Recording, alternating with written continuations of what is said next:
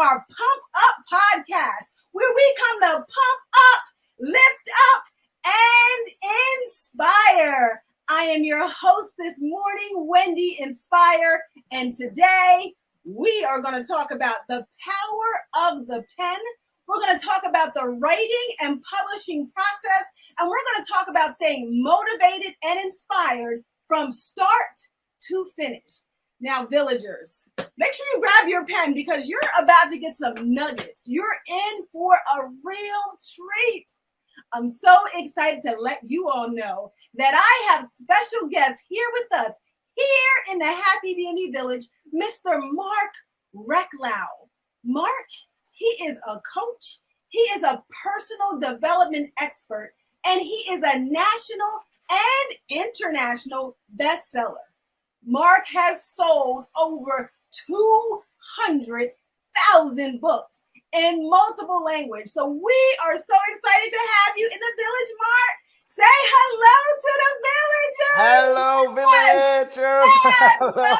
Welcome. Thanks for having me, and thanks for this great introduction.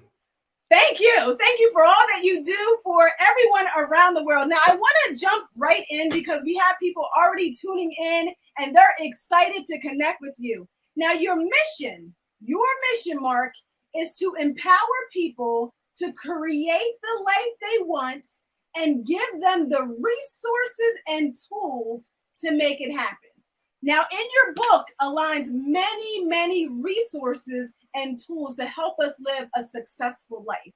What other options do you offer personally to help the village live a more successful and prosperous life? No, actually, most of it is my books. I wrote it all down in my books. I wanted to say because the story behind the books is that when I did my coaching training, I noticed that there are many exercises, we talked it before a little bit offline, that work, they are proven to work, but people don't do them. So when I did that coaching training and I applied all these things to me, because I said, okay, at least I can do it, right? If I'm going to be a coach, at least I have to do the exercises. And then already small, great things started to happen. And that's where the idea grew to share it, to really say, people, look, you want a better life in 5 years and 2 years? Start doing these exercises and it will happen. And now I can say it because it's been 9 years since I've written this book. I'm practicing what I'm preaching. I'm doing the exercises and my life has changed totally. So just to give you an idea, 9 years ago, I was jobless when I wrote the book, and I made $800 of jobless welfare a month. And now many days I make $800 a day in book sales. So it's just mind-boggling. And for me, it was books. For everybody who listens to us, it can be something else, and that's okay. But once you have this goal, once you have this, first it's a dream, I think. And I'm also one of my favorite quotes when I started was, when you put a date on a dream, it will become a goal. And then when you have it as a goal, then you can go towards it, right? And can make this dream come true, following your goal. So that's mostly what I propose. I'm the example. Everything, when I write books, you have seen I write many books. So everything in my books is from personal experience. So for example, if I write about productivity, I would read 10, 15 books on productivity, but then I would also apply them. And once I apply them and I see, oh, wow, that works, then I can write about it. That's awesome. So you're talking about the activities, and you're talking about basically when you have an aspiration, you find a book that confirms that aspiration, and you read several books that confirms and helps you get there. Now, even backstage, you and I were having a conversation, and we were talking about how many self-help books that we read that align with the Bible. Totally. And we were talking about, he that walketh with wise men shall be wise. Let's talk more about that. Yeah, this is fantastic, because this was one thing I didn't know yet, but practically the Bible is the best self-help book and probably the only one you need, but sometimes we don't understand it. I also didn't understand it completely, so I needed to read many self-help books, and the more I read and the more I wrote, I'm like, oh, I know this, I know that. I've heard that before. And then you say, wow. And walking among wise, it's really about this idea.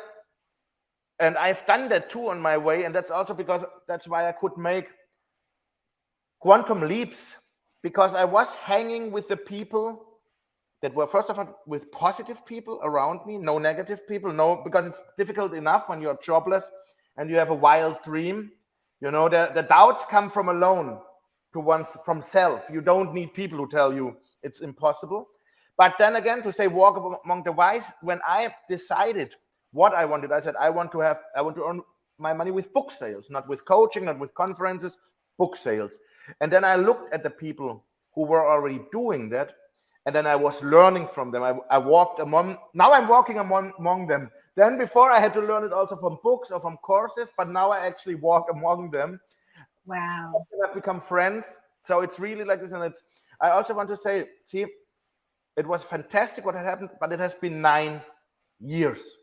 So the factor time plays a role. So you have any dream right now, maybe you can't make it come true in 1 year, on 5 years, but in 10 years, almost probably, you know. And it's also funny on the way things change, because I remember the first time I wrote down my dreams or my goals for 10 years. Write it down. Okay. I never could imagine I never before did it, because I don't know, that's just stupid. I don't want to write down where I'm in 10 years. I don't know it. But then I did it because, like again, where do you want to be in 10 years, right? And I wrote down, I want a boat, I want a house, like the one I'm in now, but this is rented, but there it is. I want one book, and I want to be accomplished in my line of work. And I want to be financially independent. 10 years ago, this was further away like the moon from the earth. But already after 8 years, I was like, okay, wow, I nearly got it, everything. Just the financial independence. It's not fully yet, but I'm on the way, you know? So that's still better than ever I could ever imagine. And then things happened, because I said, I want a Porsche car. I want a big house. And in the time I said, no, I don't want to own a house. I rent. I'm very comfortable renting, because I'm more flexible, you know, and I can move. And I don't need a Porsche anymore, because it would bore me after a month. So if I want a Porsche, I can rent one for a week, and then I will be tired of it anyway. And right now I don't even have a car, because where I live in Hungary, you don't need a car in the big city of Budapest, because they have fantastic public transport. So you go adapting, but still, imagine I wrote this down 10 years ago as a jobless man with nothing. Wow. Yeah. And speaking of that, so we do have some great comments. Miss Natasha M. Rivera, yes, the Bible is the best self-help book. Yes, the Bible is the best self-help book. Yeah. Write the vision and make it plain. Thank you so much for tuning in. Yeah, write the vision, yeah. Yes. Now you were talking about, because again, backstage, we were talking about that you are in a mansion. You are on vacation in Florida, and you are taking time to visit us here in a Happy BME Village. You also said that you're from Hungary and you travel all around the world. So you're using wisdom and saying, hey, you know what? Because I travel all around the world offering inspiration, it's not necessary for me right here, right now to purchase, because I can rent and do just fine. Now, the people who are tuning in, you were talking about that you lost your job and you were jobless, and you were talking about it was challenging and you were writing the vision. The people who are tuning in, they're tuning in for some inspire. They want to be inspired. They're tuning in for inspiration. What would you say to somebody who is listening to our broadcast right now, and they're at a job that they're not super happy about, and they have that desire inside of them to do something different, but they're a little bit nervous? You were talking about writing it. Let's go a little bit deeper. A little bit nervous is good. I think they will be scared as hell, probably, because I would have been. And I have to tell you, I'm glad that I was fired, because I didn't have the courage to go by myself, because I had the savings at that time. I had savings so that I can live for 2 years. I had everything in place, but I was still scared. And then I got fired, and I'm grateful to my boss, because if she wouldn't have fired me, I probably would have lived a life in quiet despair, to not say a miserable life. I would have gone on. So it's very difficult to me to say to people now, wow, you can do it and everything and leave your jobs and stuff. So the most reasonable thing is start it on the side. So if you are in your job, your 8 hours job, 9 to 5 or 9 to 6, and you want to do it, start it on the side, then, because the pressure is not so good. Because for me, it's very easy now talking about it because everything turned out fine. But I can tell you, it was not fun for the first 3-4 years because there's a lot of financial pressure. I was burning away my savings. I was burning away a life insurance that I just cashed in. And then after the 5th year, it started to boom, like it's just, you also need a little bit of persistence and perseverance. So my inspirational thing can see, okay, start something on the side. You still have time on the side. And if you say, I don't have time on the side, then get up an hour earlier. Then you have 1 hour more, right? So we start there, but go for your dream. If you want the super stress, the fear and everything, then leave your job. But it's not going to be funny. And many people don't make it. We always have to see when you become an entrepreneur, when you start a business, I think only 10% of the businesses survive the first 2 years. That means 90%. So the deck is stacked against you. Nevertheless, you can do it. But it's not all going to be party and fun, So, but I mean, inspire you. I can inspire you. Go after your dream. You can do it. Now you can go the stressy way and leave your job, and then it's going to be enormous pressure. Or you say, okay, I'm going to start on the side. I'm going to work on my project the weekends. I'm going to find 1 or 2 hours a day working on my project, and like this, and then you can build it up, and there will be a day when your side hustle will equal what your job gives you, and then you can say, okay, now I leave my job. So that's a little bit my experience. So I was under enormous stress, and but Wendy, and you know it, and what's the learning of that? When you have to take a decision and you don't take it and you postpone it, life will take this decision for you. And in my case, and then or you get fired by your job, or there's an illness or an accident or whatever. So I try now to make the decisions even if they're uncomfortable. But in that time, I was too cowardice. And then my boss took the decision. Thank God she took that decision. Yes. And I love your transparency, because what happens is a lot of times we have our viewers who see the real, when everything is happy and everything is fun and the lights, camera, action, everybody is shining. But a lot of people don't realize the work, the effort, the time, the blood, the sweat, the tears that happens behind the scenes. So I appreciate you sharing the transparency of the journey, that, you know what, you did it. You were let go of your job. You said, you know what am I going to do? You cashed in your life insurance. You cashed in your money, and you continue to chase your dream and run as fast as you can. So I love the fact that you understand the importance of surrounding yourself with wise people, surrounding yourself with things and people that are feeding that gift that's inside of you. I love that. And it's also self-regulating, because many people, once you become an entrepreneur, or you have bad times, many people will turn away from you. And that's good, because then at least you know who your real friends are. And I always remember, because I talk about this quite frequently, my mother always said, so who are your friends now? And I said, it's the same guys like 20 years ago. So those people, your real friends, will always be there. Everything else passes. People come, people go. Later, new people come into your life. I have met fantastic new people, and that's awesome. That's your tribe then. But it really also shows you who you can count on. So my tribe is my friends are pretty close, but I know I can count on them. And that's also a very nice experience of all this. You will see who are your real friends, and then you go with the wise people. You go with that who think alike. You motivate each other. You know you can do it, and like this you elevate one another. Yes. Yeah. Iron sharpening iron, and also realizing as we go higher in our calling that some people will not be with us. The same people who started with us may not be the people who are in the middle of the journey or even in the end. So thank you so much for sharing that.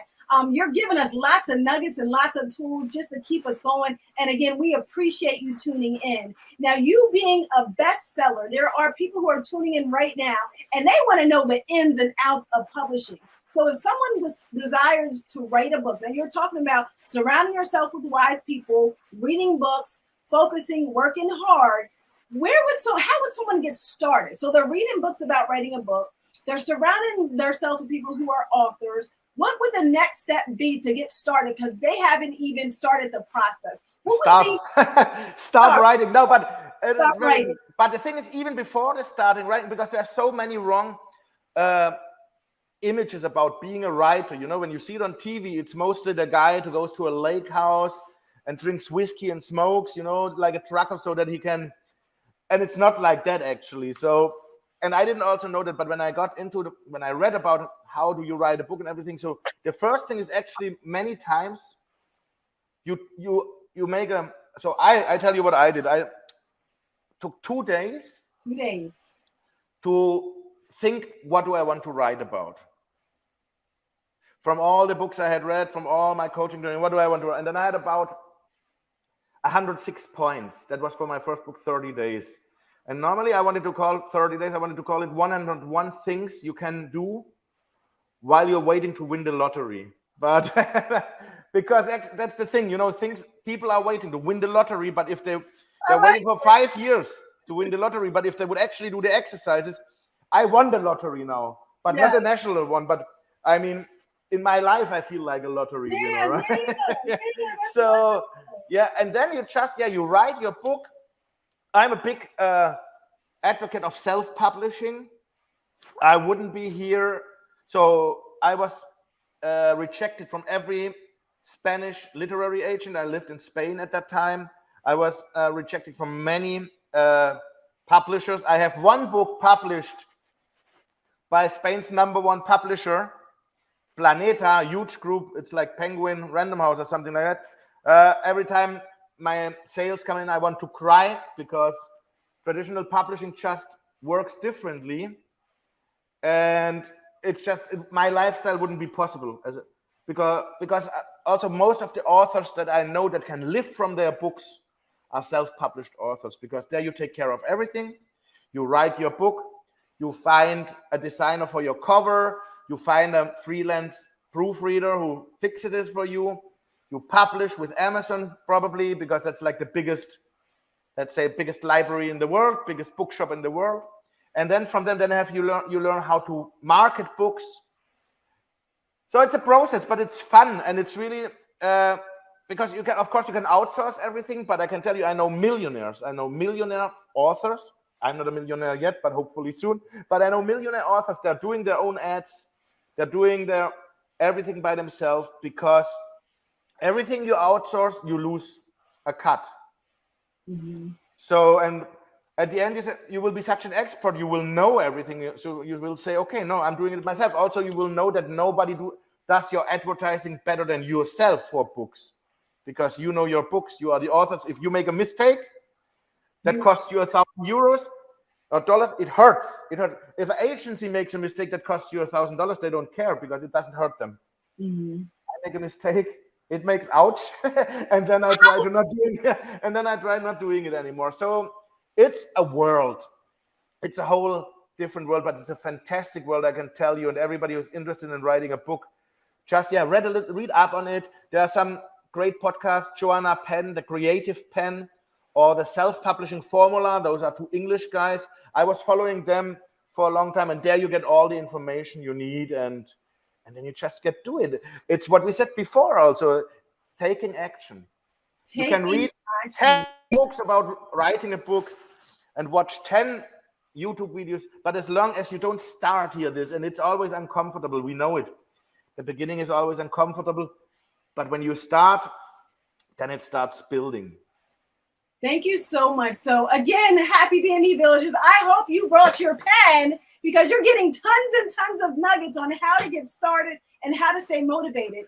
And Marc, throughout our conversation so far, you were talking about roadblock after roadblock after roadblock after roadblock Yeah. after roadblock. And you even said that you tried to go with a larger publishing company. You were able to get in with one large one, but most of your revenue is from being self-published. Now, when people are hitting these roadblocks, because you talked about walking with wise, staying motivated, when people keep hitting these roadblocks, they keep standing up, they keep getting knocked down. They stand up again and they get knocked down. And they stand up again, they get knocked down. And they stand up again and they get knocked down. What tools would you give them? Because it sounds like even in spite of everything that you were going through, in spite of all the challenges, you just kept getting up. Yeah, that's just like wise men say, just get up one more than you fall, then you will always be fine, right? So you fall down 7, you get up 8, and what helped me was, of course, there's always someone that has already happened. So imagine I was jobless and I was thinking about writing a book. So there was this woman in Britain, right, J.K. Rowling, who wrote Harry Potter. When she wrote Harry Potter, she was jobless. I was like, okay, so then I can start. Then I didn't sell. My books didn't sell in the first 6 months. Or I think I sold around 240 ebooks in the first 6 months. And then I heard an interview of Paulo Coelho from The Alchemist. He wrote The Alchemist, 65 million copies sold. And he was talking to Oprah. And he said, Oprah, this book was a failure. It didn't sell any copies in the first year. And I thought, oh, wow, I already sold 240 copies more than Paulo Coelho. And so there was always something to keep on hanging in, right? And it's really like that. And what Paulo Coelho said, I also took it. He said, but I wrote this book and I wrote You Can't Get Up. So I couldn't give up. And I thought that too. I said, yes, Mark, I wrote so many things in my book. So I can't give up. And then there's a great phrase of Thomas Alva Edison, who said, the easiest way to succeed is just always try one more time. And you cannot imagine how many times I tried one more time. I think 20 or 30 times. Just one thing. January 2015, I sold 8 books. 8 books. So that was actually the moment where you could say, okay, Mark, it was nice try. Obviously it doesn't work, so go look for a job again or something. And then I said, no, I'm going to try one more time. And I was studying, and I knew that there's one promotion called BookBub. And it's really, when you get in there, you can get 30,000 downloads of your book, right? And then I applied and I got in. And in 2 days, I got 38,000 free downloads. And they were free. I gifted away 38,000 books. But afterwards, how Amazon was set up, when it went back to paid, suddenly the sales came in, and it was the first time I could really live off my books. I made like $2,000-3,000 a month for many months, so it was fantastic. And that was 2 months before I nearly wanted to get out, to just give up. And that's why I always say, never give up, never give up. The miracle is just around the corner. You just don't know which corner, but it will come. And there's also a nice phrase who said there are miracles. You just can't count on them, and you can't count on them. You have to keep working, keep doing. But I believe in miracles, and I have seen small miracles all the time, so. I love what you said already. Like I said, you see your books right here, and they are truly an inspiration. Something that you said that really, really, really ignited the fire in me, and there's already a fire, but it even ignited it bigger, was one more time. Yeah. Just get up one more time. Just push one more time. Just persevere one more time. Exactly. I have to say something also, because self-reflection has always to be there, because if you do it one more time and you're going in the wrong direction, it doesn't help. So, because, when you row in the wrong direction, perseverance is wrong, because you get further away. So you always have to do this checks or something, but your gut will tell you. Yes. Your gut will tell you. I mean, I had all the odds against me. Imagine me, jobless, and I tell my friends, yeah, I'm going to write a book, and then I'm going to get many sales on Amazon, and then I'm going to live from my books. I mean, they thought this guy has gone completely crazy. Now they admire me, because they say, I can't believe it. You said it, And I said, yeah, I was so convinced. I don't know what rode me. I don't know, but there was just this belief, and belief is also a very strong thing. And then just every now and then, on this way, when we do one more time, always check, am I still in the right direction, And if you're not in the right direction, you want to adjust, you want to exactly. adjust Boom, to boom, go to boom, the and right direction. I love what you're saying about the strength of the village. Throughout our conversation, you're talking about the strength of the village. Whatever situation that we're in, there's someone around us that we can learn from. So I love the fact that you went online and that you were finding different people and you were utilizing different resources and you kept saying that one phrase, one more time, one more time, yeah. one more time, one more time. And that already, that's a powerful phrase. One more time. Yes, it is. It is. It's one of the most important things that kept me. So many times it was proverbs who kept me going, or little phrases, quote from somebody. I remember when I started, I had many fear quotes and doubt quotes on my computer because I was, of course, full of fear and doubt. And then you look at the stories of people that have overcome this fear and the doubt, and maybe you look back in your life and remember when you have overcome fears and doubt and it worked out well, and this makes you stronger.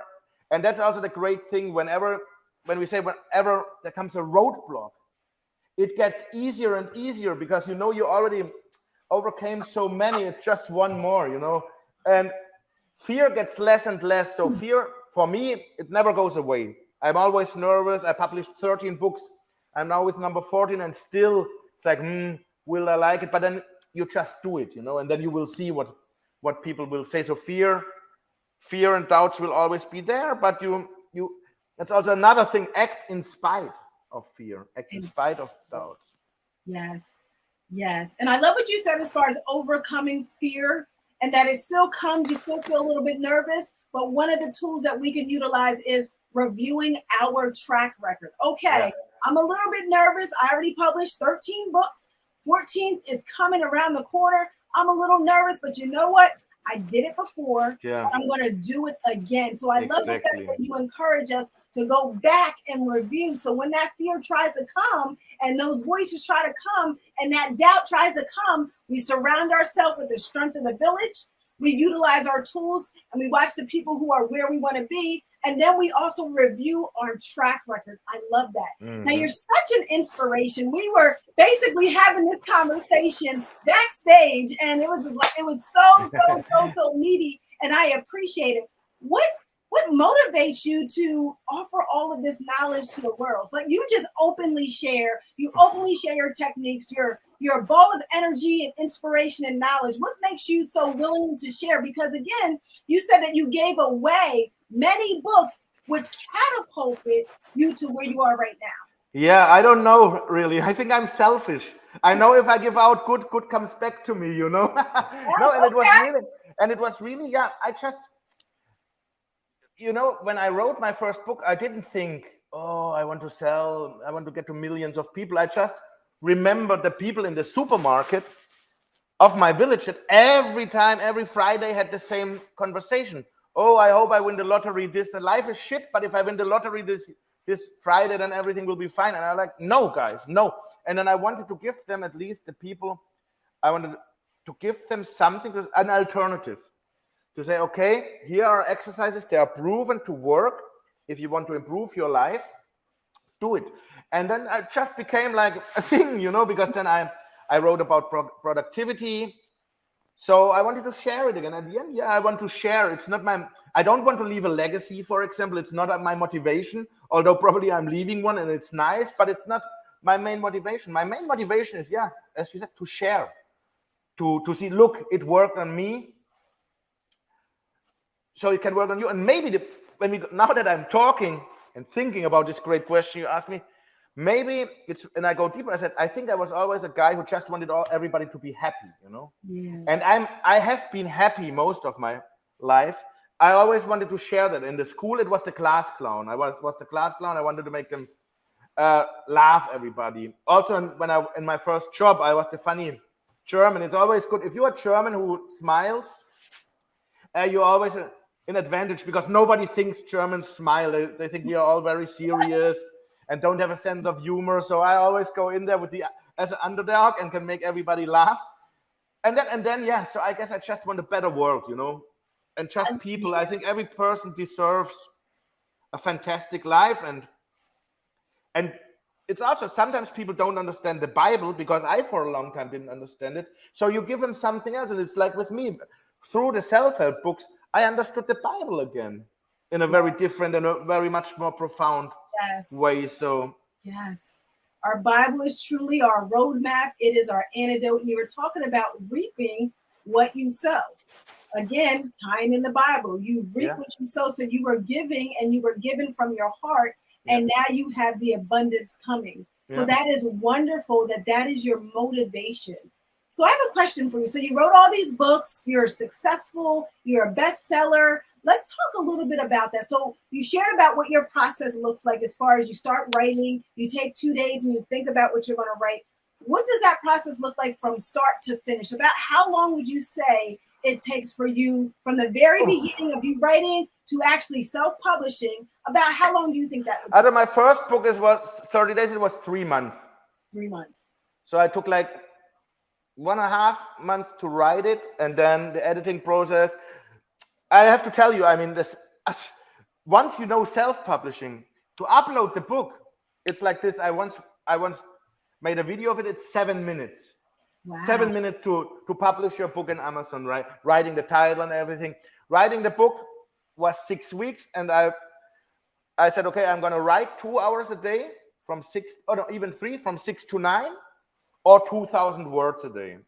So my books have they had 40,000 words. Now I'm down to 25,000 words. So actually I could write a book in 15 days, right? Then you give it to the editor. That's like another 2 weeks. You give it to them. It comes back. And then maybe you send it to them once more, and it comes back once more. At the same time, you already can outsource your cover. You do the description. Now with ChatGPT, everything just got so much easier, because ChatGPT writes very good book descriptions. Like when I started, I had to, it took me like a day to write a book description, you know? And now it's like you say, hey, ChatGPT, here, here's the information. Write me a book description of a best-selling book. And then it does it in 1 minute, you know? And then you have to adapt it. You adapt it in your language, of course. So you put you again in this machine-created thing, but it saves a lot of time. So that, and then, so basically, look, now I'm writing a book since February, and I think I need another month to finish it. But actually, I could finish it in 2 days, because it's like I want to write maximum 3 or 5,000 words more. So I could actually do that quickly.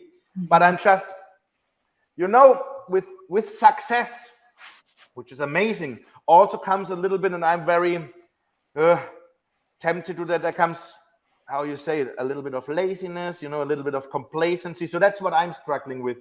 I'm not struggling anymore with the fear. So I'm struggling with, okay, you know, I can do it, but why not? You know, the books are selling.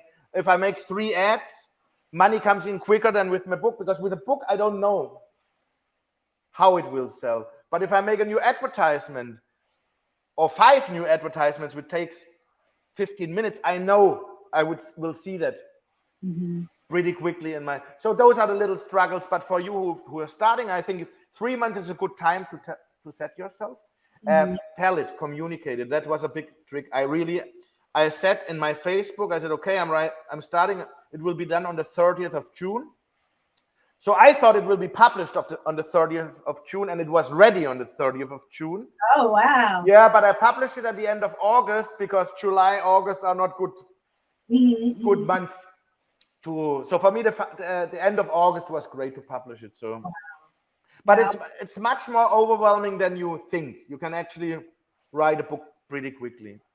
And again, this ties into the power of the pen, because you're writing it down, that you're having these ideas, and you're taking these ideas and you're putting it on paper, and you're designing a plan. You're saying, okay, I gave myself this amount of time, this amount of hours to do this task. So talking about it is one thing. It's good that we think about it and then we talk about it. But then after we think about it and talk about it, we have to put it into motion. So I love the fact that you're giving yourself timelines to ensure it's actually done. And now, right now, with what you said, it became clear to me why I haven't finished my book yet. my new book because I didn't give myself a time. I'm like, well, Just learn it. yeah, see. So if I set a time tomorrow, what is today? June, we're on June. If I would say, okay, but now again, I say, okay, now before August, I don't have to publish it because August is a good time to publish. So I have 1-2 months, but I will set myself a time now and say, okay, until then it has to be done. And it will probably come out at the end of August. And that's awesome. So setting a timeline and sticking to it.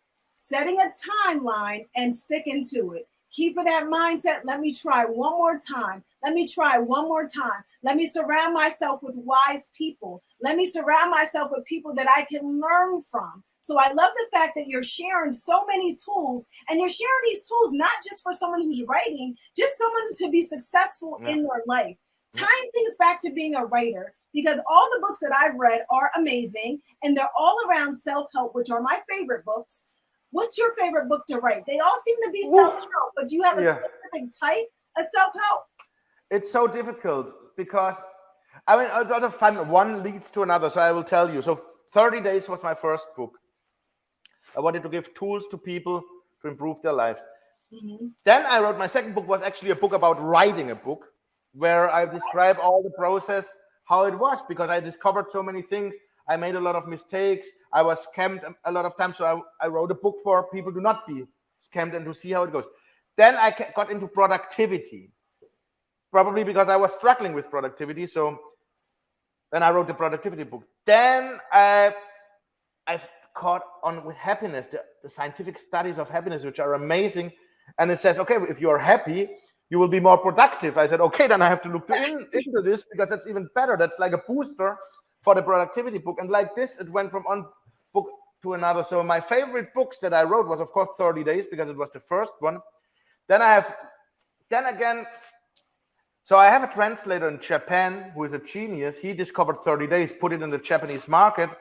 And then I always wanted to write a book about self-esteem, because self-esteem is so important. It's like actually also a basic pillar of our success. Everything is easier when your self-esteem is all right, and everything becomes more difficult if your self-esteem is on the floor, right?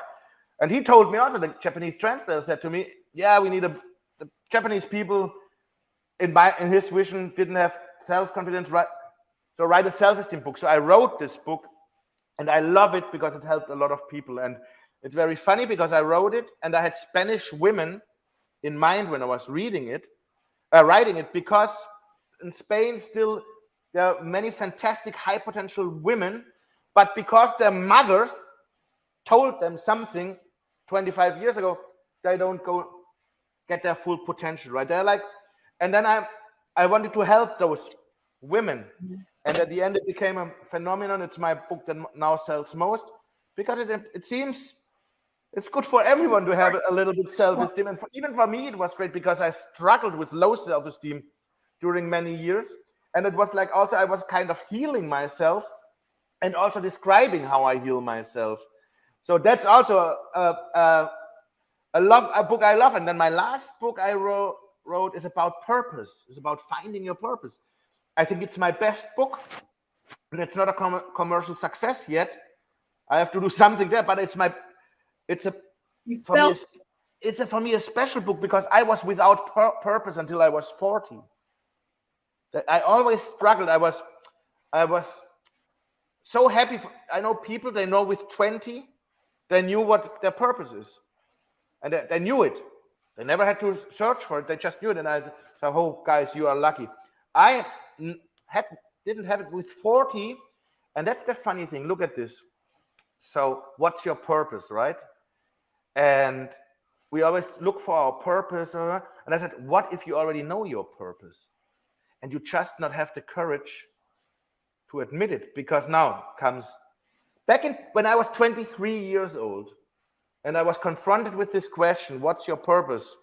And I once had the courage to answer it, at least. I said, well, I would like to write a book. I would like to be like Tony Robbins, I would like to write a book and motivate people and inspire people. And then right away, my low self-esteem came and said, who are you? You can never do it. Forget it.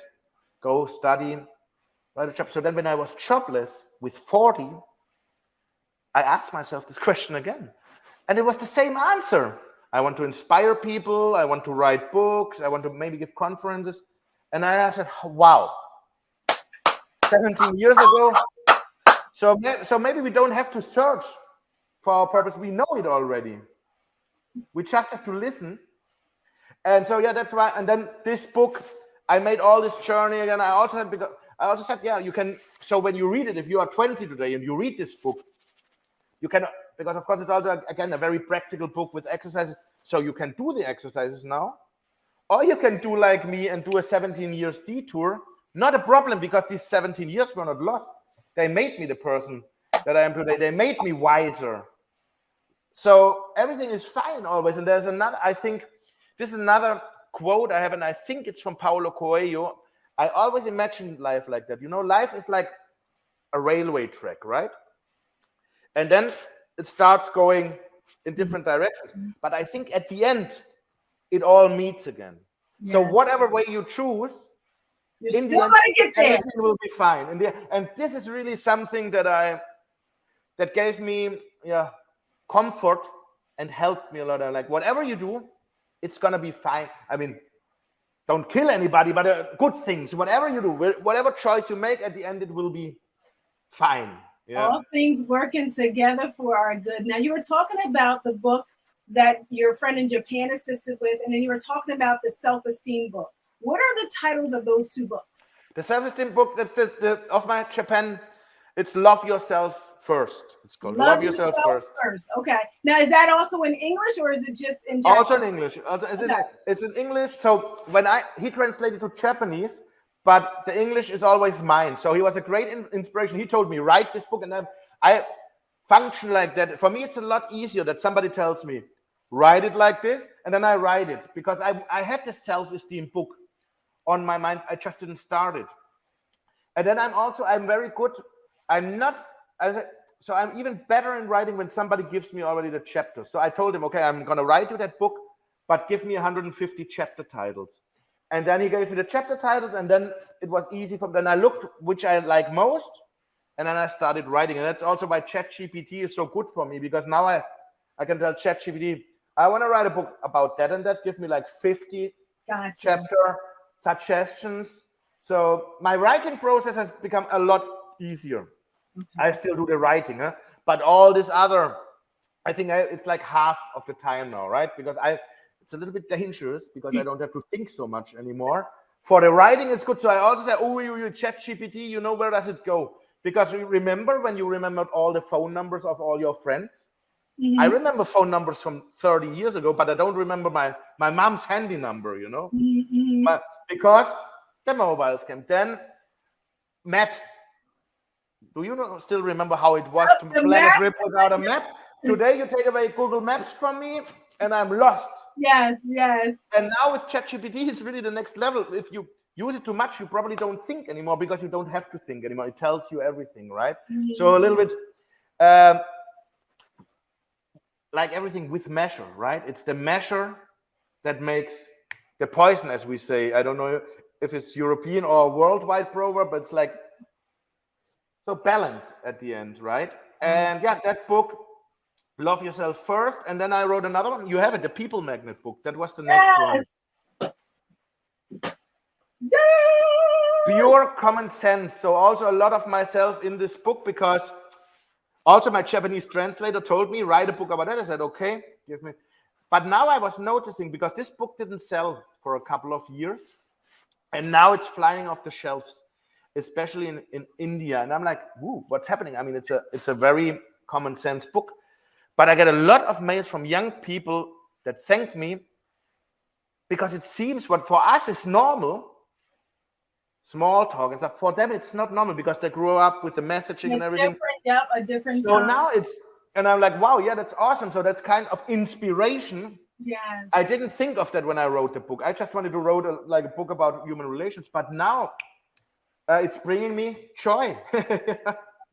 I love it. And I love what you were saying about our purpose, how the purpose is inside of us already. And sometimes we realize that at a later time in our life.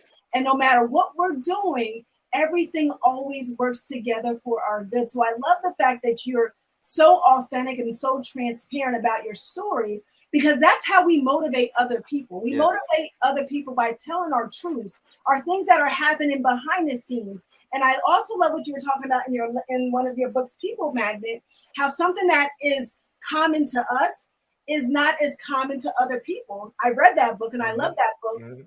And you were talking about being genuine. You were talking about being sincere. You were talking about small talk. You were talking about paying attention. You were talking about being an active listener. Now, a lot of people maybe our age or older are aware of that. But as you were saying, some of the younger generations, when everything is with the gizmos and gadgets, some of the things, again, that are common to us may be uncommon to others. So I'm so excited that you're sharing that. And now talking about books, I want to jump into this book.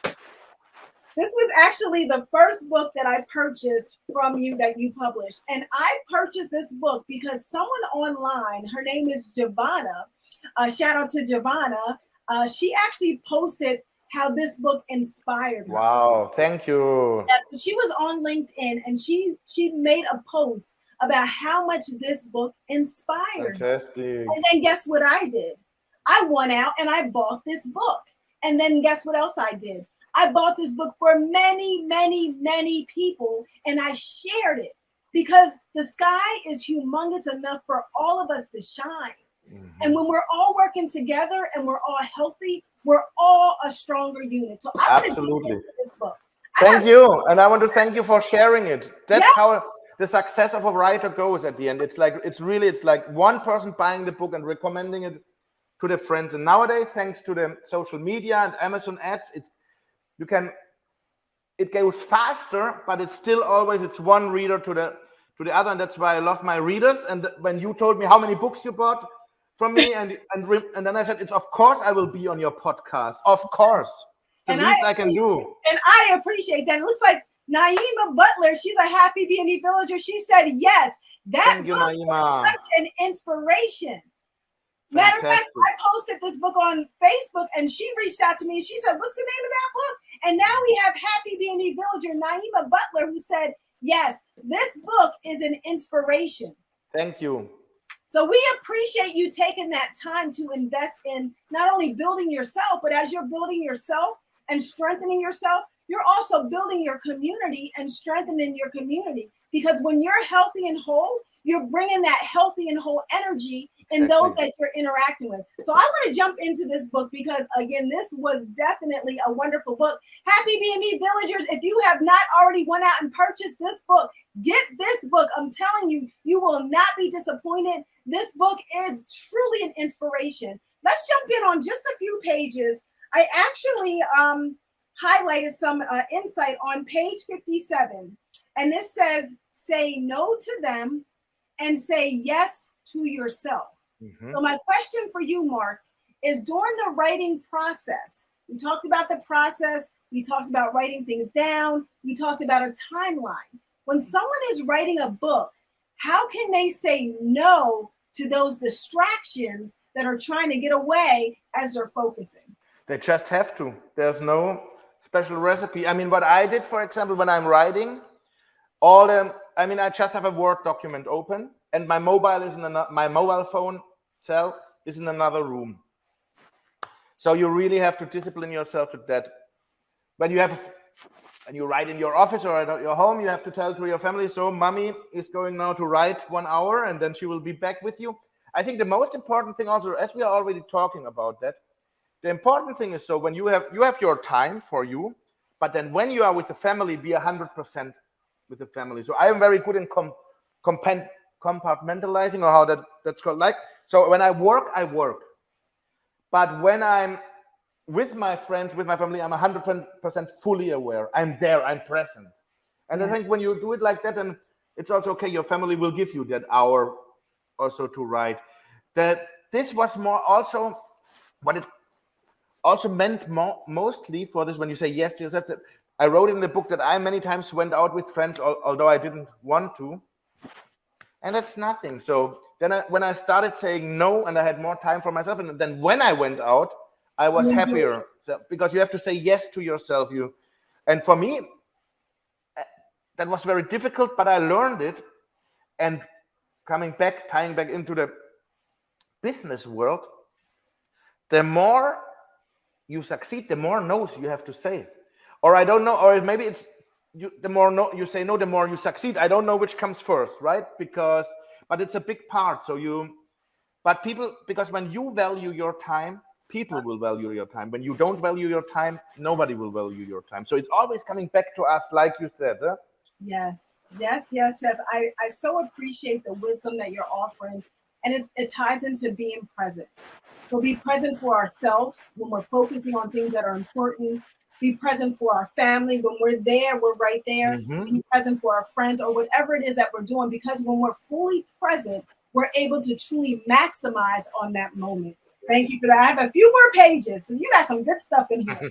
All right. So on page 118, you're talking about managing emotions. You're talking about perceive, use, understand, and manage emotions. Why is it important to manage our emotions? Yeah, because as they say, never take a decision when you are super happy or when you're angry, right? Because mostly those decisions don't work well. So when we manage our emotions, so first of all, before that, I always thought I'm a victim of my emotions. I thought my emotions come, and I can do anything about it. And then when you start getting into this managing emotion, you notice, no, it's not emotion. There's still this space where I can decide, do I get angry now or do I let it pass? And so it's especially good when we take decisions to never take decisions when we are in a high emotional state. It's better to be, because what are emotions, right? Fear, anger, those are the negative. I don't want to call them negative ones, like those who are not so fantastic to have, but we have to have them because it's natural to have them. But it's better to not act on them. So that's where the whole managing the emotions process comes in. So when you're angry, we know it. It's again, if you're angry and you call this person, it's probably not gonna work out well. If you are afraid, you probably won't do what you have to do. So about this perceive. So I get aware. Okay, this is an emotion, angry, but it's not me. It's only a part. So I'm not angry person. There's just this angry emotion. So what do I do, right? The first second is, why do I have this emotion? What happened? So I always, when I get emotional, I always look what triggered me. What was it? And then you are aware, you know where it come from, and then you can decide. Yeah, exactly. So for example, I sometimes get angry and then I decide to be angry because maybe in the anger in that moment has to show the other person that I'm not okay with what they did. So it's also setting limits, right? So it's not that's why I don't want to call it a negative emotion, because it's not a negative emotion. It's an emotion. It's called anger. And it can lead to bad things, but it can also just be there to say, okay, here's the limit. Envy. I use envy. Envy comes up in me every now and then when I look at other people. And then but before it was like, and now it's like, okay, first, boom, perceive. Okay, envy. Second, why am I envious? Oh, he's selling more books than me. And then I transform it in admiration. And then I'm happy for him and say, wow, awesome. And then I say, what can I do to sell as many? What is he doing? And then we walking with the wise man again, right? What is he doing? What can I do? And then there's no more envy. And there's a plan again, right? So emotions, so we take them too personal. And I think, yeah, we have to learn to manage them. And their emotions are just there. And it's not bad. And we don't have, the worst what we can do is oppress them, because then they will get stronger. We have to accept them. So if I'm sad, I'm sad.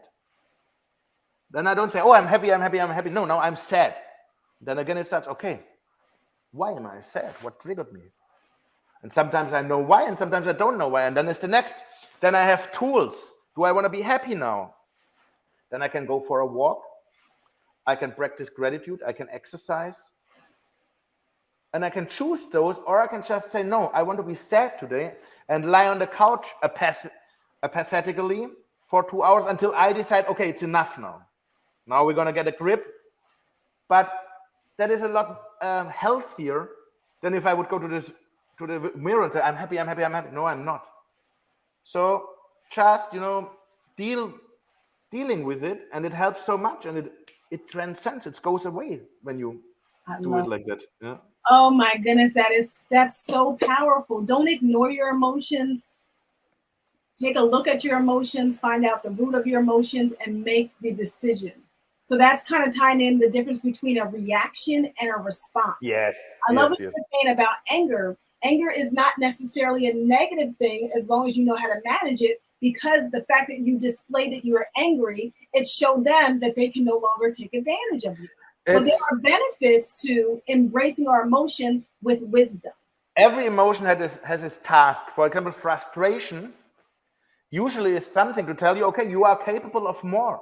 Mm-hmm. So when you just stay frustrated, never look at it, you don't move on. But if you look at it and say, okay, I'm frustrated. Why am I frustrated? Because I could write 2 books more in a year.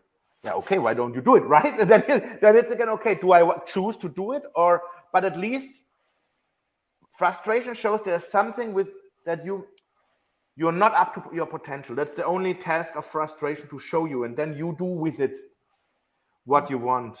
Yes. Oh, I'm having so much fun. So much fun. I got 2 more. Page 133. Become a receiver. Now your opening line says, do you find it difficult to accept a gift or a compliment? Well, this stops now. You have to become a receiver. It's very important to accept gifts and things with joy. And it's also the secret to getting more of what you want.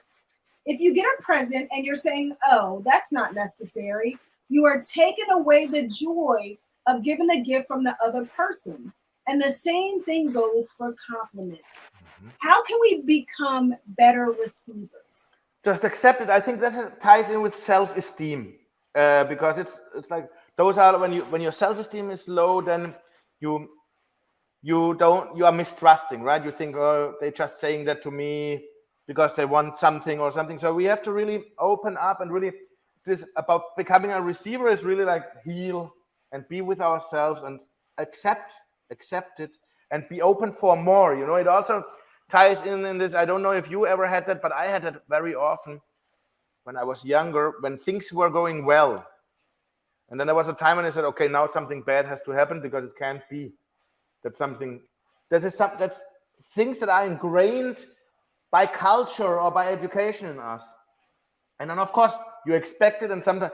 So somewhere in the last 10 years, I left this away, because I've been on a run. I can tell you, I've been on a run. Every now and then it's bumpy still, but it's like, but I don't have this. So when it started, it was going for months. This thought, oh, now something bad's gonna happen. It was gone. I was like, why? Is there some rule that something bad must happen? No, it's gone, and it's gone on like the last 10 years. And I can tell you, I think I know what has helped with it. Gratitude. I think gratitude, when you practice gratitude, fear goes away. And I know there's a Netflix talk from Brené Brown, and she talked about it. She talked about fears, and she made 2 groups, and especially those fears, oh, everything is going well, now something bad will come, or blah, blah, blah. And then she said one group didn't have that.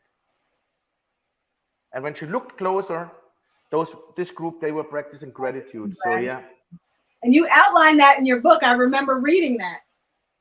Reading that. Absolutely. And we're going to close out with one more. Page 156. A random act of kindness every day. You were talking about gratitude. The most powerful.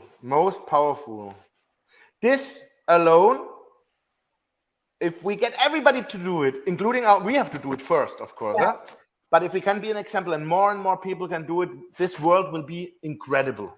Absolutely. And I have a very great story, because I'm here on vacation with my family. My cousin is also here. And my cousin, one day, he came with glowing eyes, and he's in his 50s like me. businessman, and he came and he went, wow, today the person before me paid my Starbucks. He had never, but he is a very generous guy, so it had to come back to him. But he didn't understand. He had never seen that. He doesn't read my books, this man. But okay, that's okay. His wife reads them. So, but and I said, yeah, that's paying it forward. That's a random act of kindness. It's fantastic, and wow, the world gets better just by that. Huh? So now he is doing good things again because he's so happy, and then he had now a chain of random acts of kindness happening to him. I'm like, wow, you are on a run. There's something coming here. Yeah. Keeping what we sow and random acts of kindness.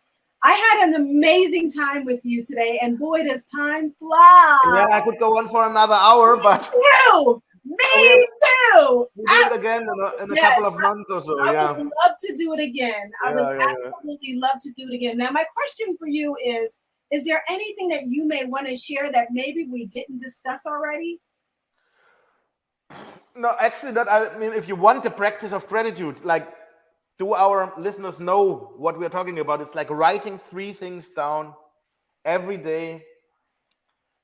I'm grateful for our chat today. I'm grateful for my computer that made this connection. I'm grateful for my internet. So it can be things like that even. God, I'm grateful for my mom, for my girlfriend. Every day. So, and now I've already have said 5 or 6 things. With 3, you are already okay. And you're doing this every day for the next 3 to 6 weeks. And things will change in your life. It's amazing.